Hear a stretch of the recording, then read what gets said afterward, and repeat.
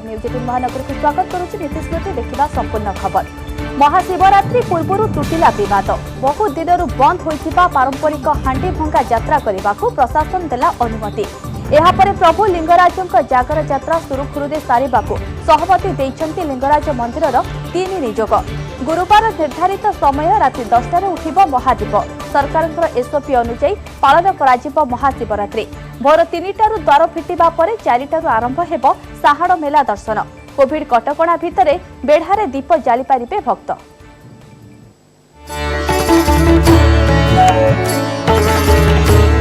राति पाहिले जागर चलचंचल एकाम्र क्षेत्र। महाशिवरात्रि पाई लिंगराज मंदिर रे चली प्रस्तुति। साजसजा सांगकू कोविड गाइडलाइन अनुजाई पूजार्चना करने को प्रस्तुति प्राय शेष पर्यायर। गुरुवार भोर 3टारे प्रभु लिंगराज द्वार फिटा नीति पर 3:30 सुधा हेब मंगल आलती।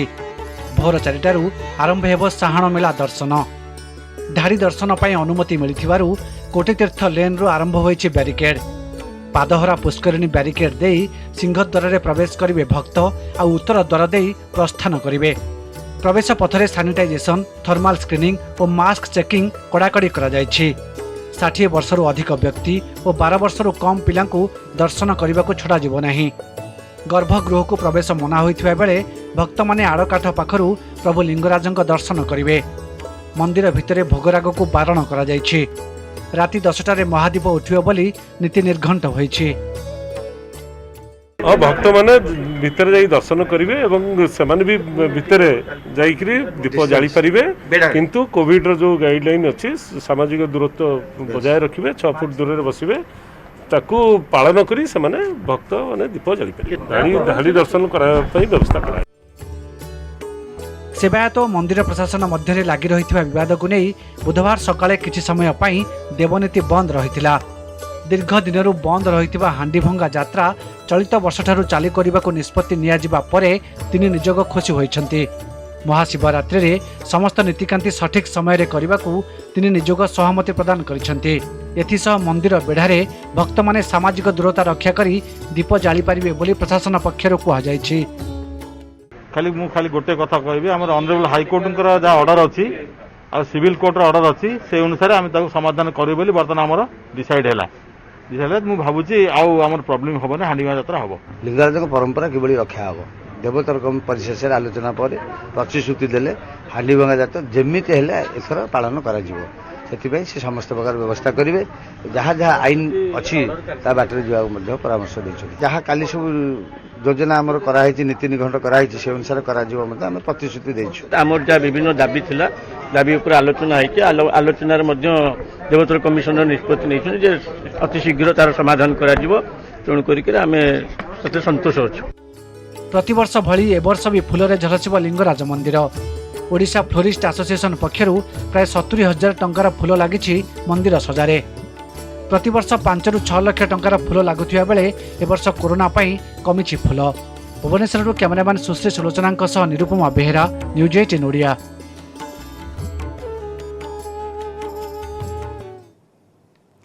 लिंगराज मंदिर रे शिवरात्रि पाई पुलिस प्रस्तुति बैठक। पुलिस कमिश्नर सोमेन्द्र प्रियदर्शी अध्यक्षतार होइथिला बैठक। किभली रहिबो सुरक्षा व्यवस्था से ने होइछि आलोचना।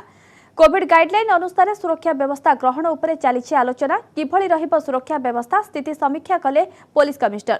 शिवरात्रि पाई मुतयन हेबे 34 प्लाटून पुलिस फोर्स। 120 जन वरिष्ठ पुलिस अधिकारी सुरक्षा दायित्व रे रहिबे। अग्निशम विभाग पक्षरु मंदिर चारि पाखकु सैनिटाइज करा जायछि। ए वर्षर जागर यात्रा अनन्य एबे भी कोविड गाइडलाइन किछिटा कटकणा रही तेणु ताकू आखि आगे रखी पुलिस बंदोबस्त भी परिवर्तन करा जाय थाए। आमे जो नॉर्मल पुलिस बंदोबस्त रही ताठू किछिटा भिन्न जाइकी कोविड कटकणा को केमिति लागू करा जाय परिबो ताकू लक्ष्य रखी पुलिस बंदोबस्त करिसंती हमर डीसीपी महोदय।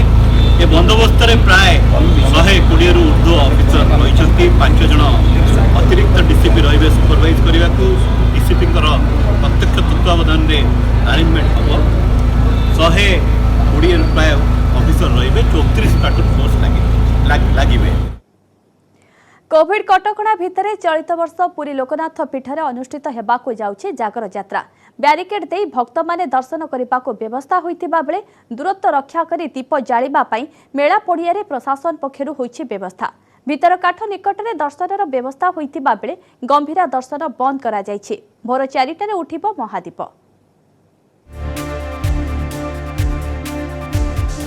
कोविड कटकणारे हेबो बाबा लोकनाथंको जागर यात्रा। भक्तंकु थर्माल टेस्टिंग परे मंदिर भितरकु छड़ा जीवो। भोग और पूजा सामग्री भक्तंकु बारण करा जायछि। सेहिपरि व्यवसायींकु जागर पदा बारण। वरिष्ठ नागरिक और 10 वर्षरु कम वयस्क पिलांकु मध्य बारण होईछि। अन्यपटे जागर यात्रा रे भक्त माने उजागर रही दीप जाली पारिबे। दीप जाली पारिबे कि नाही आशा आशंका लागि रहिथिला। हेले जिल्ला प्रशासन पक्षरु उपजिल्लापालक प्रत्यक्ष तत्वावधान रे स्वतंत्र व्यवस्था करा जायछि। सामाजिक दूरता रक्षा करा जाई दीप जालिबे। राज्य सरकार जो गाइडलाइन देछि ताकू केवल फील्ड इम्प्लीमेंट करा जिवो। सेति आमर समस्त सेवायत सहित पूर्वर डिस्कसन होगी सरी केवल नीतिकांति जल्दी सरले समस्त जो जो भक्त मैंने आसवे से बैरिकेड रोज जा दर्शन करके फेरबे। से भीतर बेढ़ा को क्या एलाउ ना समस्ते क्यूरे जी क्यूरे हो फेरबे। ओडिशा रे बहुत विख्यात विख्यात मंदिर रे 144 धारा लागू होगा समय लोकनाथ मंदिर रे भक्त भगवान को मिलन परमिशन देइछंती। प्रत्येक लोकन को किसी डिस्टेंस मेंटेन करवा रखा एवं थर्माल स्क्रीनिंग करवा। आ प्रत्येक लोक 60 वर्ष ऊर्ध्व एवं 10 वर्षर कम लोक मंदिर न आसे आम मना करूँ। सेपटे स्वास्थ्य सेवा पानीय जल जोगाण परिमल व्यवस्था एवं जनगहली नियंत्रण पाई व्यवस्था होईछि। सेहिपरि जागर पड़ियारे स्वतंत्र सुरक्षा व्यवस्था अग्निशम व्यवस्था सह श्रृंखलित दर्शन पाई पुलिस पक्षरु व्यापक व्यवस्था मध्य होईछि। राति 12:30 रे द्वार फिटिबो। एहा परे महादेवंक समस्त नीतिकांति संपूर्ण हेबो। सकाळ 4टारू राति 10टा जाए सर्वसाधारण दर्शन और राति 2टारू 3टा मध्यरे हरिहर भेट हेबो। भोर 4टारे महादीप उठिबा पई व्यवस्था होईछि। हमारा शिवरात्रि रिलेटेड सब अरेंजमेंट हो जाइए और काली जहाँ भी हमारा पुलिस प्रशासन टेम्पल प्रशासन और म्यूनिसिपालिटी तरफ जहाँ भी किसी करार अच्छी आम कर देचु। ता संगे आम कोविड रिलेटेड कटकणा जमी सोशल डिस्टेंसिंग मास्क सैनिटाइजर भी एडिक्वेट व्यवस्था करूँ। और स्पेशली आम जो सीनियर सिटीजन मैंने आसबे भिन्नक्षम मैंने आसबे तांकर भी स्पेशल अरेंजमेंट करने जोजना। श्री लोकनाथ देवंक जागर यात्रा को श्रृंखलित करने पाई सेवायत और प्रशासन मध्य समन्वय रखा गुरुत्व दि जाइछि। पुरी कैमरामैन अमरेंद्र मिश्र अक्षय मिश्र न्यूज 18 ओडिया। काली महाशिवरात्रि कोविड कटकणा भितर चलित वर्ष हेब जागर। कटकर बहु पुरातन गड़गड़िया शिव मंदिर में जागर प्रस्तुति शेष पर्यायर पहुंची। भक्त माने किभली सुरुखुरु दर्शन करेंगे से नहीं व्यवस्था करा जाइछे। एथर भक्त माने मानसिक रखी दीप लगाई बसी पारिबे नाही। राति प्राय 1:30 रु 2टा मध्य उठिब महादीप। कोविड कटकणा को लेकिन आम तो सचेतन अच्छु एवं सरकार सब पदक्षेप को आम ग्रहण करूँ। आज भी कैंटनमेंट पुलिस स्टेशन अंडर जेहेतु गड़गड़ेश्वर मंदिर जाऊँगी निर्देश आलोचना आमर आईआईसी सहित थिला एवं संपूर्ण भाव में आमर भक्त मानकर दर्शन व्यवस्था करा जायछि। केवल दर्शन आ भोगराग कि दीप आमर बेड़ार जमी बसिकी जालती अधिक मास ग्यादर करबा ताकू बारण करा जायछि। श्रीमंदिर 202 कोटीर बजेट। श्रीमंदिर परिचालना 202 कोटी टंकार बजेट प्रस्तुत। रथ 11 कोटीर व्यय बराद करिछि श्रीमंदिर अर्थ सब कमिटी। सेहिपरि सेवायतंक चिकित्सा और सुरक्षा 50 लाख टंका बराद करा जायछि। गुरुकुल स्कूल 5 कोटी टंका व्यय बराद होइछि। 2टी धर्मशाला काम सरीथिबा बेले आउ एक भक्त निवास प्रतिष्ठा करा जिवो। सेपटे ए वर्ष खणी खादानरू श्रीमंदिर 10 कोटी टंका पांठी संग्रह लक्ष्य रखा जायछि। श्रीमंदिर कार्यालय रे मुख्य प्रशासक अध्यक्षतार बसिथिबा बैठक रे श्रीमंदिर आय व्यय हिसाब उपस्थापित होइछि। 2021-22 आर्थिक वर्ष प्रस्तुत होइछि वार्षिक बजेट जहाकू आगामी परिचालना कमिटी रे अनुमोदन करा जिवो। 2023 रथयात्रा आगरू स्थायी जमा को 1000 कोटी करने लक्ष्य रही। बड़ दाण्ड और श्रीमंदिर में एनएसजी सुरक्षा हेबा व्यवस्था एने कि श्रीमंदिर मुख्य प्रशासक किशन कुमार सूचना देइछन्ति। आसंता 2021-22 बजेट रो चिठा प्रस्ताव आज अप्रूव होता आम नेक्स्ट मैनेजमेंट कमिटी परिचालना समिति रो बैठक रे पकईकरी अप्रूवल पठाइबू। प्राय 202 कोटी टंकार बजेट है एक्सपेंडिचर और मेन फोकस आइटम जहाँ 4-5टा जहाँ पर फोकस रही है आपको जनवाक चाहूँगी। प्रथमे आम रथ यात्रा प्रोविजन कराई प्राय 11 कोटी टंकार 11 कोटी। द्वितीय आमर सेवक वेलफेयर प्रोविजन कराई ता भितरे आमर स्पेसिफिकली क्रिटिकल इलनेस गोटे एडिशनल एथरे आमे गोटे स्कीम आनिबू नुआ वर्ष रे नुआ आर्थिक वर्ष रे सेवायत वेलफेयर फंड गोटे सेपरेट आकार जमीती कॉर्पस फंड अच्छी टेम्पल फंड अच्छी गोटे सेपरेट फंड करने आमे रिकमेंडेशन करूँ जो कि प्रति वर्षे आमे 5 कोटी टंका गोटे से फंड रे जीवो मंदिर रू से फिक्स होकर रहिबो और सेठू गोटे कॉर्पस बिल्टअप हो पारिबो जोठी कि आसंता समय रे से मानकर जहाँ भी स्वास्थ्य शिक्षा और जहाँ भी वेलफेयर खर्च हम आम सेठू मीट करि पारिबा। हमरा जो आदर्श गुरुकुल करबा पई जमीन भी स्थिर हो जाइए आप माने जानिछंती प्राय 17 एकड़ जमीन आमे अप्रूव करिचु गुरुकुल करबा पई तार एमओयू पई प्राय चिठा एमओयू तैयारी हो सारी हमर आशा अच्छी कि नेक्स्ट फाइनेंशियल ईयर रे से कामटा आरंभ हो जिवो फिजिकल काम बिल्डिंग काम आरंभ। ऑपरेशन ब्राउन सुगर रे पुणी क्राइम ब्रांच एसटीएफ को सफलता। ओडिशा सीमारू 1.5 कोटी टंकार ब्राउन सुगर जबत। Drugs mafia SK Munafa Hussain को गिरफ करने सह नेटवर्क चेर खोजुछि तदंतकारी टीम। सेपटे 2.5 मास भितर जबत हेलाणी 4.5 केजी ब्राउन सुगर। गिरफ हेलेनी 7 जण।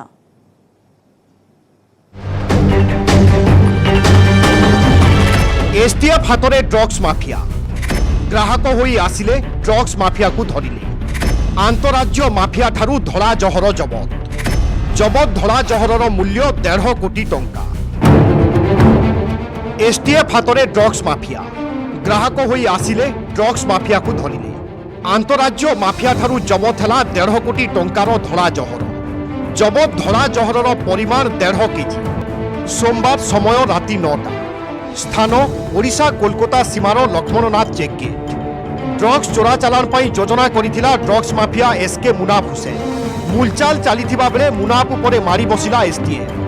गिरफ हेला ड्रग्स माफिया मुनाफ। तदंत बेले जना पड़िला दीर्घदिन हेबो कोलकातारू ड्रग्स आनी व्यवसाय करुथिला मुनाफ। निजर एजेंट जरिया भुवनेश्वर समेत विभिन्न जिला को चोरा चालाण करे। एबे एजेंट को खोजुछि तदंतकारी टीम। लक्ष्मणनाथ चेक गेट जोटा कि NH-16 बोली कहूँ तार पखापाखि जगार सी जड़े बेपारी सी he was in position of 1.5 KG of brown sugar से जन को नवा जाऊला ये खबरटा आम पाखे थिला तेणु आम धरलु धरला ताठू मिलला 1.5 केजी ब्राउन सुगर धरला अन्य आनुषंगिक डॉक्यूमेंट्स गुड़ा मिलला आम अरेस्ट कलु। राज्यरू ड्रग्स कारबार रोकिबा पई एसटीएफ गठन करिछि स्वतंत्र टीम।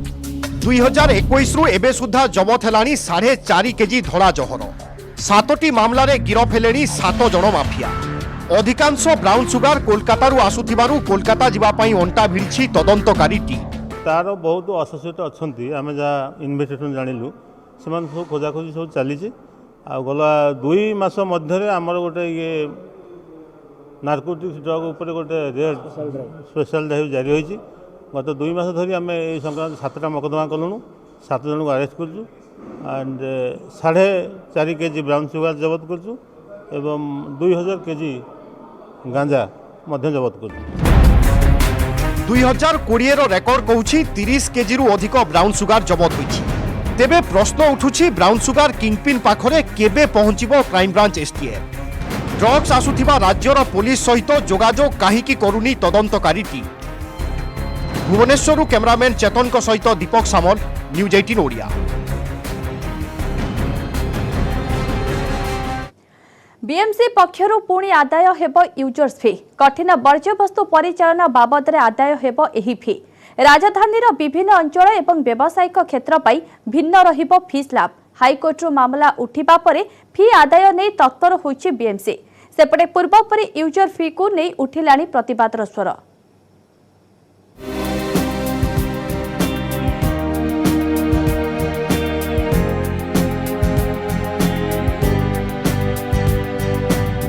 यूजर फी आदाय ने पुणी थरे प्रस्तुत होईछि बीएमसी।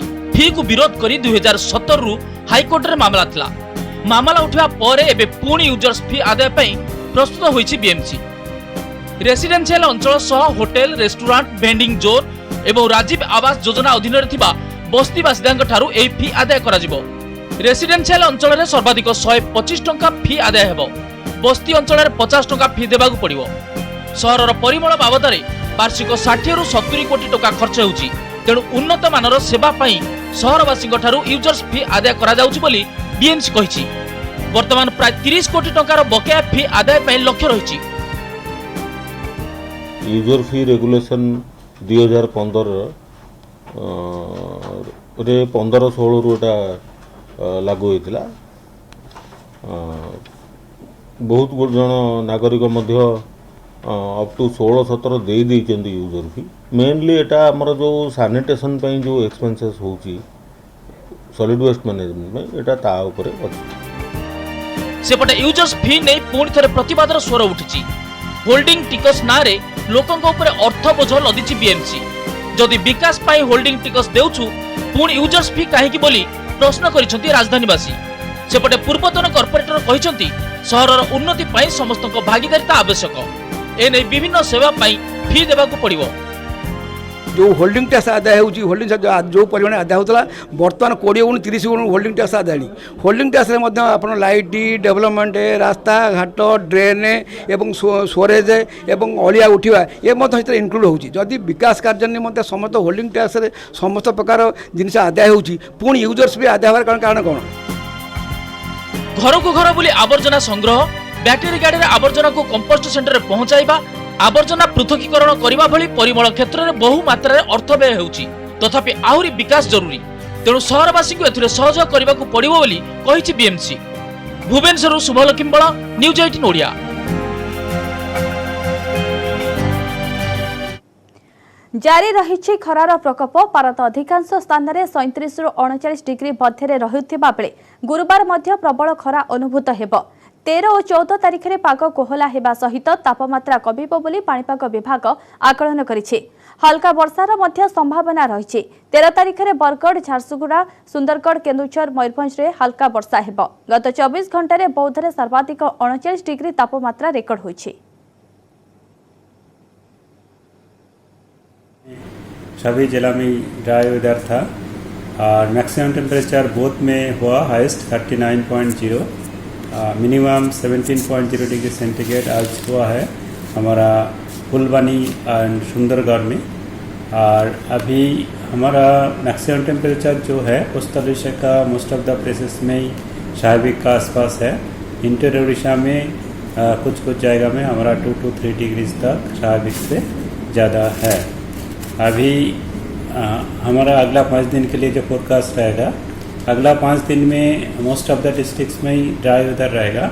ओडिशार अग्रणी संवादपत्र धरित्री और ओडिशा पोस्ट आयोजन करुछंती बिजनेस एमिनेंस अवार्ड। यार उद्देश्य हेउछे राज्यर प्रमुख बिजनेस लीडर मानकु सम्मानित करिबा। तारीख मार्च 20 तारीख, स्थान स्वस्ति प्रीमियम भुवनेश्वर। तारीख नोट करी रखंतु और एही कार्यक्रम रे जोग दियंतु।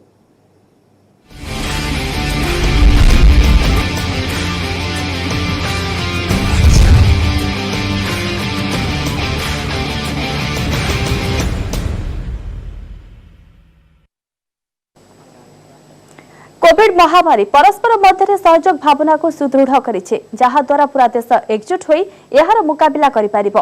टीकार घोषणा पर आमे समस्ते निज निजर श्रेष्ठ योगदान करि पारिबा। एहा द्वारा आमे समस्ते एक होई भाइरस को हराइबारे सक्षम हेबा। एई अभियान रे आपनक सह रहिछि नेटवर्क 18। जे पर्यंत समस्ते सुरक्षित होई नांती से पर्यंत केही सुरक्षित नांती। तेणु ए भावना आधार रे हमर कैंपेन संजीवन लक्ष्य होछि टीका पाइबा समस्त भारतीय अधिकार।